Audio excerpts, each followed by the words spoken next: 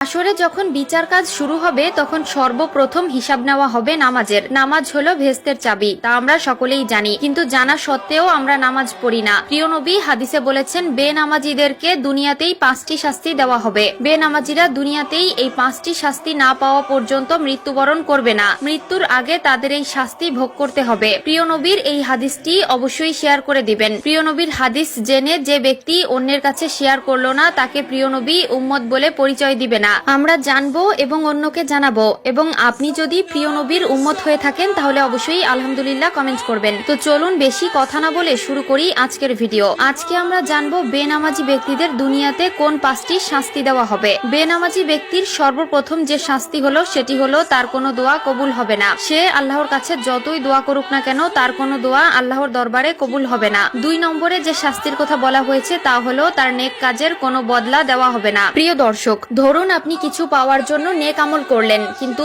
আফসোসের বিষয় আপনি যদি বেনামাজি হয়ে থাকেন আপনার নেক কাজের কোনো ফল আপনি পাবেন না। 3 নম্বরে যে শাস্তির কথা বলা হয়েছে তা হলো চেহারা থেকে নেককারদের নূর উঠে যাবে। প্রিয় দর্শক, জন্মগতভাবেই আল্লাহ তাআলা কালো, সুন্দর, অসুন্দর সকলের চেহারায় একটি মায়াবী নূর দিয়েছেন, কিন্তু নামাজ না পড়ার কারণে তাদের চেহারা থেকে সেই নূর উঠে যায় এবং দেখতে দেখতে একসময় চেহারার অবস্থা ভয়ঙ্কর হয়ে যায়। যার চেহারা থেকে আল্লাহর নূর উঠিয়ে নেয় তার প্রতি মানুষের কোনো মায়া মহব্বত থাকে না। 4 নম্বরে যে শাস্তির কথা বলা হয়েছে তা হলো তার জীবনের বরকত উঠে যাবে। আয় রোজগারে বরকত থাকবে না, ব্যবসা বাণিজ্যে কোনো সাফল্য পাবে না, সংসার জীবনে একটার পর একটা অশান্তি লেগেই থাকবে।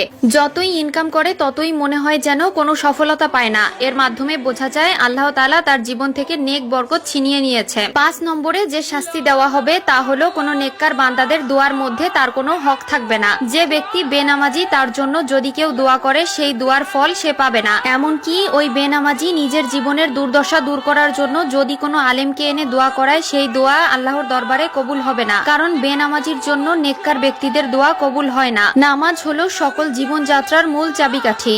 আপনি নামাজ পড়লে আপনার জীবনের সকল সমস্যার সমাধান পাবেন। আপনি নামাজ পড়লে আপনার জীবনের সকল বাধা বিপত্তি কেটে যাবে। এমনকি আল্লাহর রহমতে আপনার জীবনটা খুব সুন্দরভাবে কাটিয়ে দিতে পারবেন। আল্লাহ আমাদের সবাইকে 5 ওয়াক্ত নামাজ পড়ার তৌফিক দিক, আমিন। হাসরে সর্বপ্রথম হিসাব নেওয়া হবে নামাজের। আল্লাহ তাআলা মুসলিমদের উপর নামাজ ফরজ করেছেন। কাফের, মুশরিক ও মুসলিমদের মধ্যে পার্থক্য হলো নামাজ। প্রিয় দর্শক, আজকে আলোচনা করব নামাজ নিয়ে। যারা নামাজ পড়েন কিন্তু নামাজে মনোযোগ হারিয়ে যায়, দুনিয়াবি চিন্তা আসে, তারা কিভাবে নামাজে মনোযোগী হবেন সেই নিয়ে আজকের ভিডিও। প্রাণ ছাড়া দেহের যেমন কোনো মূল্য নেই, তেমনি মনোযোগ ছাড়া নামাজের কোনো মূল্য নেই। নামাজের মাধ্যমে আল্লাহর সাথে মুসলিমরা সরাসরি কথা বলে। অবশ্যই ভিডিওটি সম্পূর্ণ দেখবেন এবং শেয়ার করে দিবেন যেন আপনার সকল মুসলিম ভাই ও বোনেরা তাদের নামাজকে সহিশুদ্ধ করতে পারে।